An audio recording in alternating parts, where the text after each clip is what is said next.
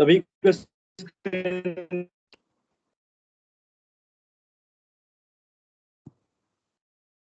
सभी को दिख रहा है? Yes sir. Yes yes.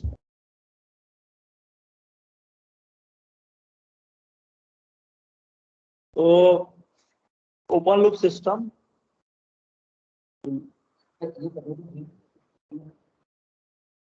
कर लो ना उधर, मैं देखता हूँ क्लास में। Open loop system, open loop second order system.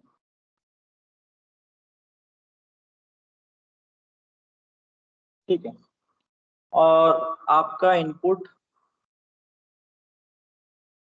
R of S, output हो गया C ऑफ S, और जो ओपन लूप सिस्टम है तो ट्रांसफर फंक्शन होता है omega N square divide by S into S plus 2G omega.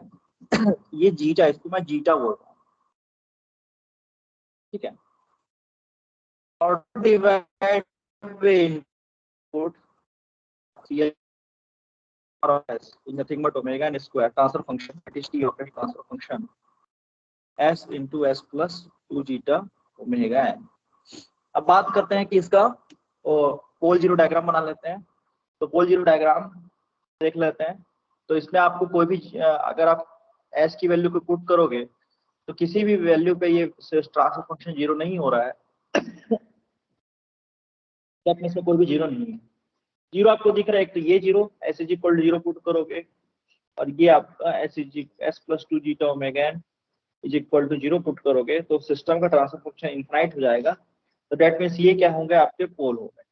तो एक तो पोल दिख रहा है आपका S is equal to zero, और एक पोल दिख रहा है आपको -2 जीटा ओमेगा n। क्लियर है यहाँ तक सभी को? स्क्रीन दिख नहीं रहा मेरे को। हाँ यस सर। ठीक है, तो पोल जीरो डायग्राम में S is equal to zero एक पोल बना दिया, और ये -2 जीटा ओमेगा।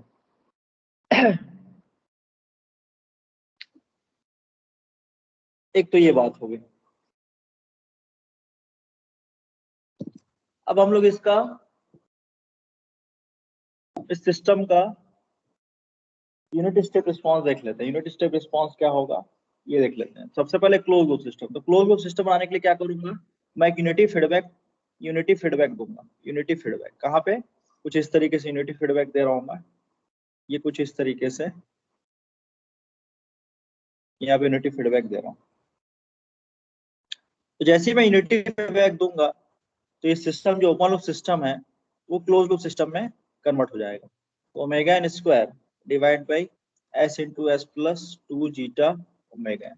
ये मैं बाद में बताऊंगा कि आपको मैं यूनिटी फीडबैक क्यों दे रहा हूँ। मैं इस जब पूरा सिस्टम पढ़ा डालूंगा तो यूनिटी फीडबैक के अलावा कुछ और हम लोग फीडबैक गेन देंगे तो उससे क्या फर्क पड़ता है सिस्टम में ये देखेंगे, लेकिन अभी यूनिटी फीडबैक दे रहा हूँ।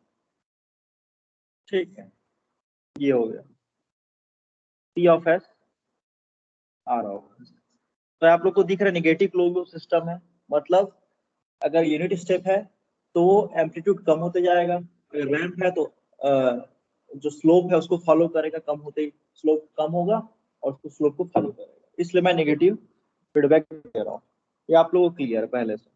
अब आपका जो आउटपुट होता है that means overall transfer function of a closed system is nothing but g of s divide by 1 plus GHS। जी इसको मैं ऐसा भी लिख सकता हूँ, G of S into H of S भी लिख सकता हूँ, लेकिन जनरली इसको G into H of S ऐसा लिखते हैं। ठीक है, दोनों को अलग अलग ना लिख के G into H of S लिखते हैं। मतलब उसका मतलब ये हो गया G of S into H of S। तो आप जान रहे हो यहाँ पे यूनिटी फीडबैक है, मतलब H ऑफ S की वैल्यू कितनी हो गई, 1 हो गई। तो यहाँ पे आ गया omega N square divide by S into S plus 2 zeta omega n divide by 1 plus omega N square divide by S into S plus 2 zeta omega N.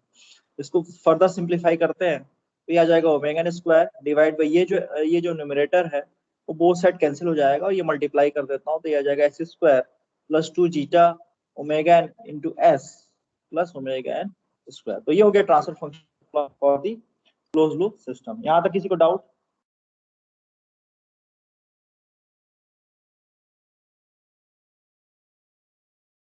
No, sir. कोई डाउट नहीं है? ठीक है, तो जीटा जो होता है that is the constant, और इसको बोलते हैं हम लोग डैम्पिंग रेशियो। तो इसको डैम्पिंग रेशियो क्यों कहा जाता है, या आपको क्लियर होगा कि वो डैम्पिंग, कितना डैम्पिंग हो रहा है। ठीक है, जैसे कि आप रस्सी कूद रहे हो मान लो, ठीक है, तो कितना हाइट तक जा रहे हो, डैम्पिंग, वो हम लोग देखेंगे कितना डैम्पिंग हो रहा है सिस्टम में। और ओमेगा एन स्क्वायर जो होता है that is the frequency, undamped frequency, मतलब डैम्पिंग नहीं हो रहा है उस केस में अनडैम्प्ड फ्रीक्वेंसी, उसको देखते हैं। तो जब हम लोग टाइम डोमेन एनालिसिस कर रहे हैं, क्योंकि हम लोग second order system, second unit में टाइम डोमेन एनालिसिस कर रहे हैं, हम लोग फ्रीक्वेंसी डोमेन एनालिसिस नहीं कर रहे हैं। ठीक है, फर्दर आप यूनिट 3-4 में देखेंगे कि हम लोग फ्रीक्वेंसी को चेंज करेंगे, लेकिन फॉर द टाइम डोमेन, जब आप टाइम डोमेन एनालिसिस करते हो, टाइम डोमेन एनालिसिस करते हो तो आप टाइम को चेंज करते हो।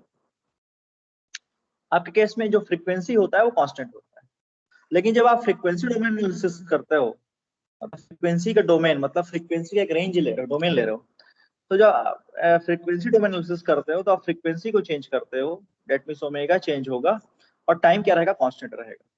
ठीक है, तो हम लोग सेकेंड यूनिट में टाइम डोमेन एनालिसिस कर रहे हैं, इस वजह से जो है हमारा ओमेगा एन क्या रहेगा, कांस्टेंट रहेगा, इसलिए मैं इसको बोल रहा हूँ अनडैम्प्ड फ्रीक्वेंसी।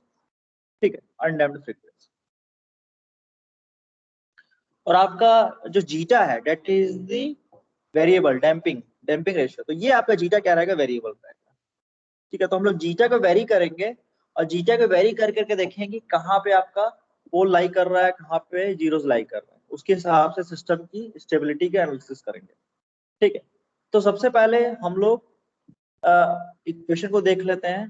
तो आपका इक्वेशन क्या था, G S divide by 1 plus G of S G H S, जिसकी वैल्यू आई थी आपकी omega N square divide by S square plus 2 zeta omega N S into S plus omega N square. ठीक है, तो आप यदि इस सिस्टम का पोल निकालना चाहते हो, पोल, तो पोल कैसे निकालोगे, जब आप डिनोमिनेटर को जीरो कर दोगे, that means 1 plus G H S is equal to 0।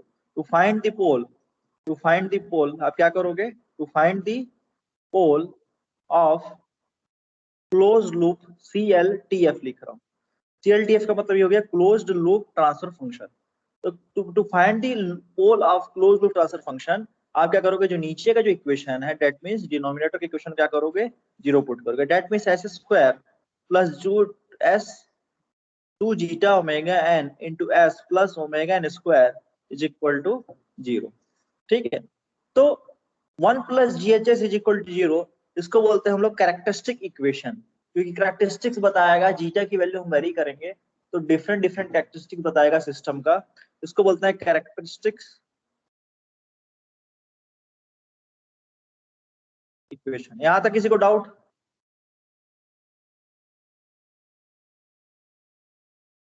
No, sir. No doubt. ठीक है, नो सर।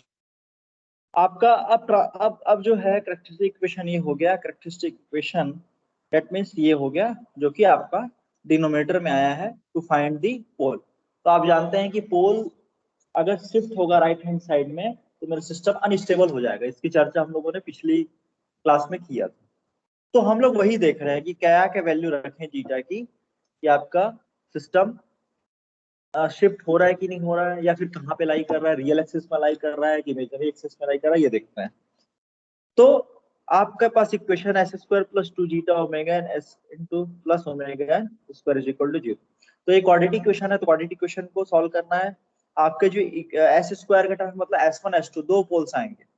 ठीक है, तो यहाँ से आगे S is nothing but minus, सबसे पहले क्या होगा, minus B plus minus B square minus 4AC, तो ये minus B plus minus root over B square minus 4AC, तो 4 हो गया zeta square omega N square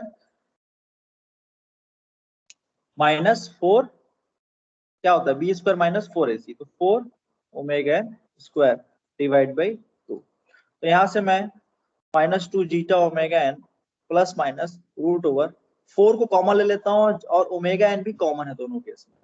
जब 4 और ओमेगा एन स्क्वायर को कॉमन लूंगा तो चूंकि स्क्वायर रूट है तो स्क्वायर रूट को कॉमन ले रहा हूँ पूरा का पूरा, तो root over 4 omega N square क्या हो जाएगा आपका 2 जीटा ओमेगा एन, तो ये आ गया 2 ओमेगा एन। लास्ट में आ गया आपका omega N square minus zeta square, sorry zeta square minus 1 divide by 2। Both side inverter में 2 कॉमन लेके कैंसिल कर सकता हूँ, ठीक है।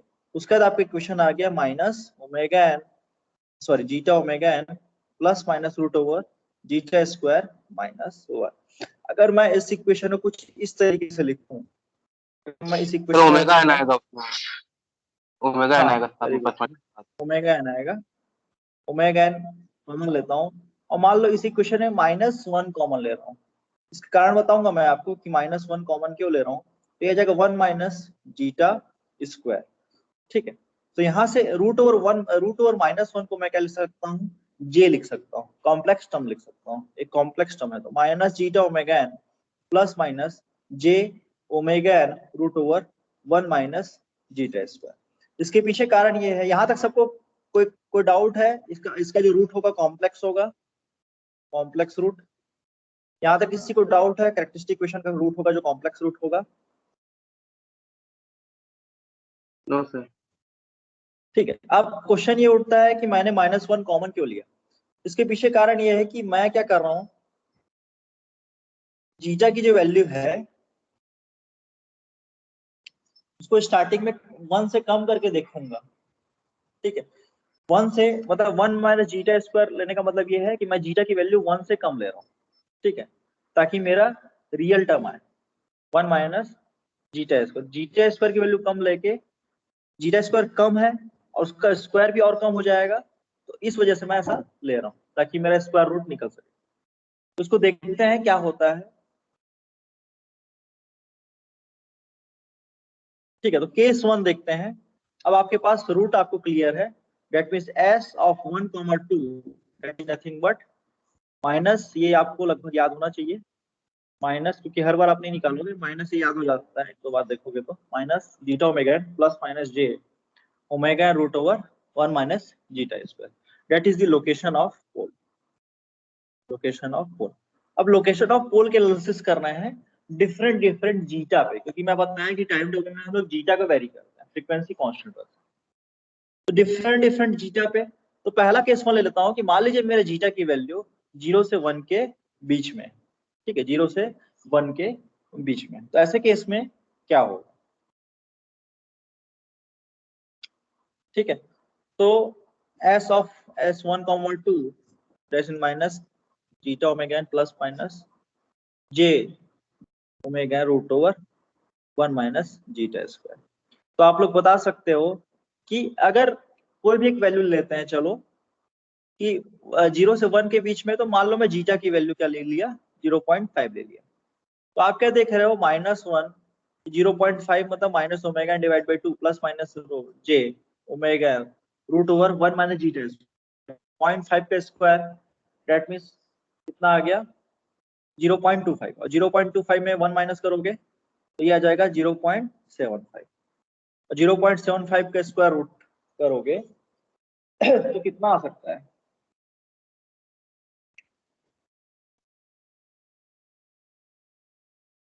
8.8660 64 हो गया, 981 हो गया, लगभग 8.5 के आसपास आएगा, मतलब 0.85 के आसपास आएगा।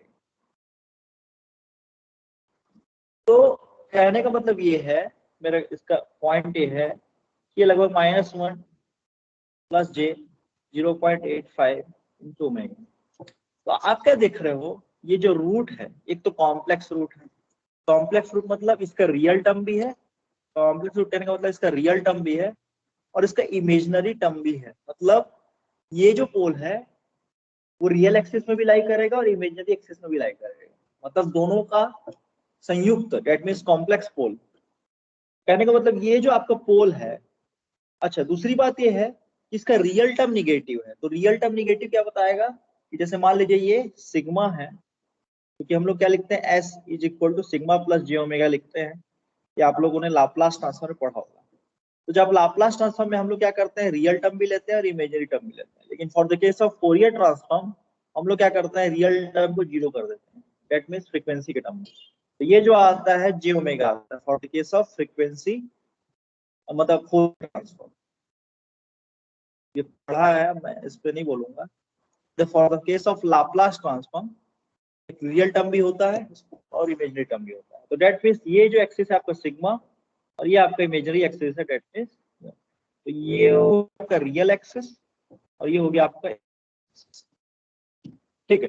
अब आप क्या देख रहे हो, रियल की वैल्यू निगेटिव, मतलब ये निगेटिव वैल्यू कुछ इस तरीके यहाँ पे लाई करेगी, रियल इज ऑलवेज निगेटिव। क्यों? क्योंकि जीटा कहाँ वेरी कर रहा है, जीटा हम लोग जीटा की वैल्यू पॉजिटिव लिए, 0 से 1 के बीच में लिए, तो ये जो है ये रियल वैल्यू होगी, जीटा की वैल्यू पॉजिटिव है, ओमेगा ऑलरेडी पॉजिटिव, फ्रीक्वेंसी हमेशा पॉजिटिव होता है, तो ये जो वैल्यू है वो रियल एक्सिस में लाई करेगी, माइनस जीटा ओमेगा किधर लाई करेगा, रियल एक्सिस में। और बात करें ये वाला रूट की, तो ये भी पॉजिटिव रूट दिख रहा है आपको 0.85 इंटू ओमेगा एन, और प्लस माइनस है मतलब पॉजिटिव वाई एक्सिस, मतलब positive imaginary axis as well as the negative. तो मतलब यहाँ पे पॉजिटिव भी है और यहाँ पे नेगेटिव भी है for the case of imaginary, लेकिन for the case of real it is only negative. तो ये कहाँ पे लाई करेगा आपका, कुछ इस तरीके से आपका पोल लाई करेगा। तो ये चीज क्लियर हुआ? Yes sir. ठीक है, नहीं समझ में आ रहा है तो ओमेगा एन की वैल्यू 1 कर दो, पुट कर दो, तो ये आ जाएगा माइनस 0.5 प्लस माइनस जे 0.85, ये 85 जे।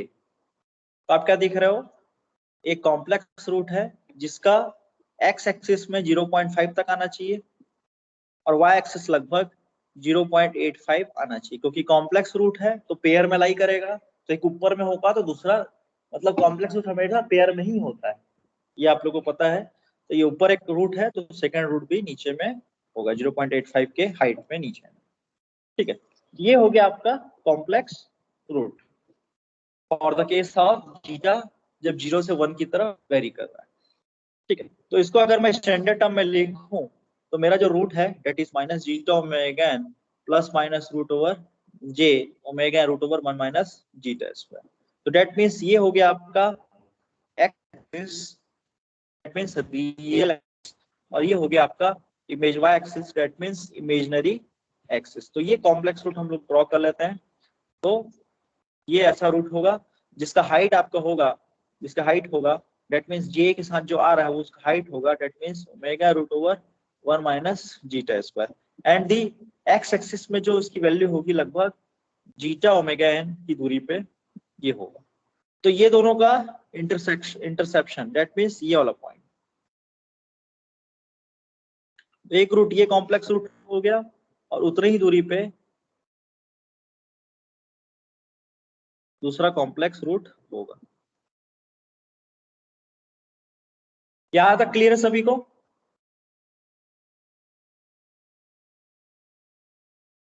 Yes sir.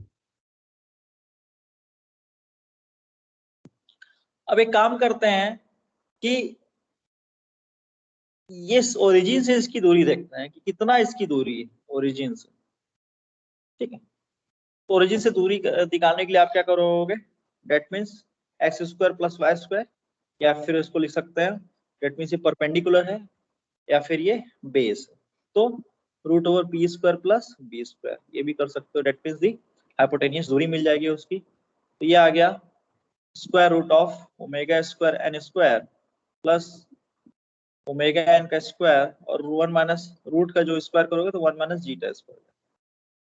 तो इसको आप लोगों ने जब इसको किया तो omega N square zeta square plus omega N square 1 minus omega N square zeta square, तो ये कैंसिल हो गया, zeta square omega square minus ये कैंसिल हो गया।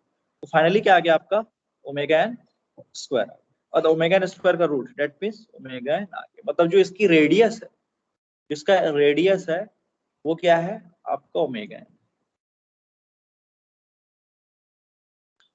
ठीक। अब इसके लोकस को समझते हैं कि इसका लोकस कैसा होगा।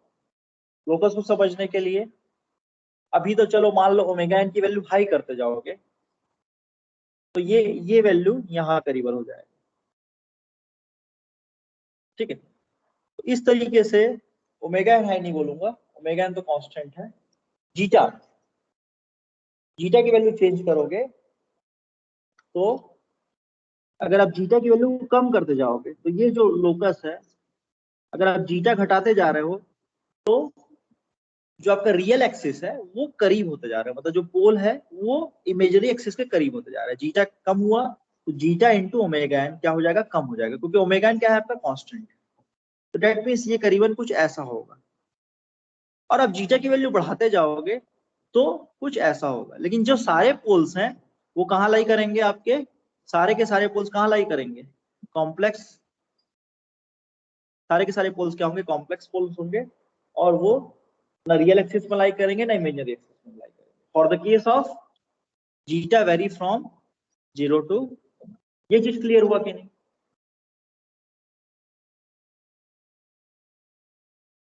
Yes sir. ठीक, अब बात करते हैं कि इसका एंगल देख लेते हैं। दैट मीन्स इसको मैं लिख रहा हूं एंगल फाइव, ये फाइव काम आएगा आपका, ये एंगल ले रहा हूं फाइव। तो आपको दिख रहा है tan five is nothing but, five जो एंगल है from the real axis, tan five is nothing but क्या होता है, perpendicular upon the base. Yes. Perpendicular कितना है, omega root over 1 minus zeta square divide by omega n, zeta omega n. तो ये omega और ओमेगा एन कैंसिल हो गया, तो यहाँ से tan फाइव की वैल्यू आ गई आपकी root over 1 minus zeta square into zeta. इसी तरीके से आप cos फाइव निकालेंगे, that means base upon the height, zeta omega n divide by height कितना निकला है, हाइपोटेनस कितना निकला है, हाइपोटेनस ओमेगा एन निकला है, हम लोगों ने अभी निकाला है जस्ट। तो omega n omega n cancel हो गया, तो यहाँ से cos फाइव की वैल्यू आ गई जीटा। तो ये हमारे काम का है, cos five is equal to zeta, ये हमारे काम का है। sin फाइव भी निकाल सकते हो, मैं नहीं निकाल रहा, तो sin फाइव भी निकालोगे तो दैट मीन्स निकाल देता हूँ परपेंडिकुलर अपॉन दी हाइपोटेनियस, तो ये परपेंडिकुलर अपॉन ये था और हाइपोटेनियस आपका ओमेगा एन निकला, तो ये आ गया sin five nothing but root over 1 minus zeta. ठीक है, तो cos फाइव की वैल्यू दी रहती है अधिकतर, cos five is equal to क्या हो गया, जीटा। तो आपको समझ में आ रहा है जो एंगुलर, मतलब एंगुलर फ्रीक्वेंसी या जो एंगल है वो डिसाइड कर रहा है जीटा कितना हो। समझ रहे हो, इस चीज को थोड़ा समझते हैं। cos five is equal to zeta को समझते हैं और इस लोकस को समझते हैं। अब आप सभी जानते हैं कि cos जीरो की वैल्यू 1 होती है और cos जीरो डिग्री की वैल्यू क्या होती है, 1 होती है, एंड cos 90 डिग्री की वैल्यू क्या होती है, 0। तो दैट मीन्स इसका मतलब ये हुआ कि अगर मैं फाइव की वैल्यू 0 to 90 डिग्री लेके जा रहा हूँ, 0 to 90 डिग्री लेके जा रहा हूँ, तो मेरा cos 0 degree to cos 90 degree ये वेरी कर रहा है फ्रॉम 1 to 0। मतलब मैं फाइव को बढ़ा रहा हूँ तो मेरा जीटा की वैल्यू क्या कर रही है, डिक्रीज कर रही है। ये चीज क्लियर हुआ कि नहीं सब?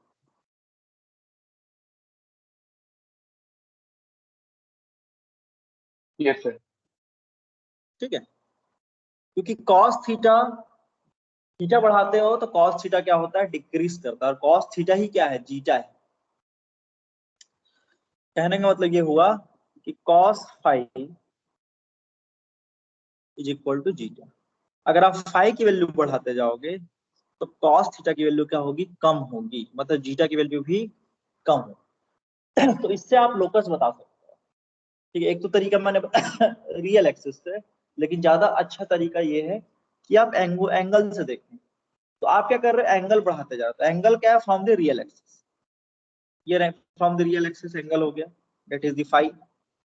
अब मैं फाइव बढ़ाते जा रहा हूँ, मतलब फाइव किधर बढ़ेगा, इस तरफ फाइव बढ़ेगा। तो मैंने आपको बताया जैसे जैसे आप फाइव इधर बढ़ाते जाओगे फाइव बढ़ रहा है, ठीक है, तो जीटा की वैल्यू क्या होती जाएगी, डिक्रीज होते जाएगी। मान लो इस वैल्यू पे जीटा की वैल्यू 0.5 है, तो यहाँ पे जीटा की वैल्यू क्या होगी, 0.2। ये चीज क्लियर हुआ कि नहीं?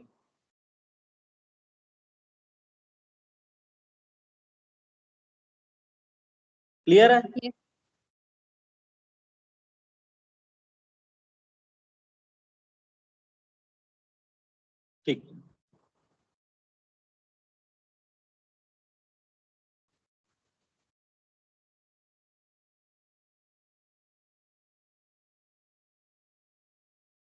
मेरे ख्याल से यहाँ तक सबको क्लियर होगा। अब हम लोग बात करते हैं सेटलिंग टाइम। सेटलिंग टाइम तो मैंने आपको बताया था, सेटलिंग टाइम डिसाइड होता है कि आप एरर बैंड कितना ले रहे हो। सर वॉइस क्लियर नहीं है। सेटलिंग टाइम डिसाइड होता वॉइस नहीं आ रहा। है क्या एरर बैंड कितना है। सर आपकी वॉइस क्लियर नहीं है। तो हम लोग जनरली क्या करते हैं, एरर बैंड 2% तक ही लेते हैं।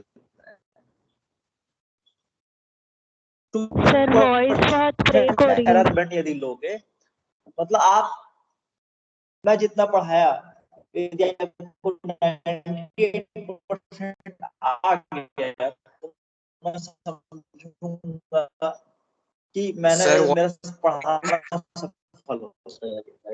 ठीक,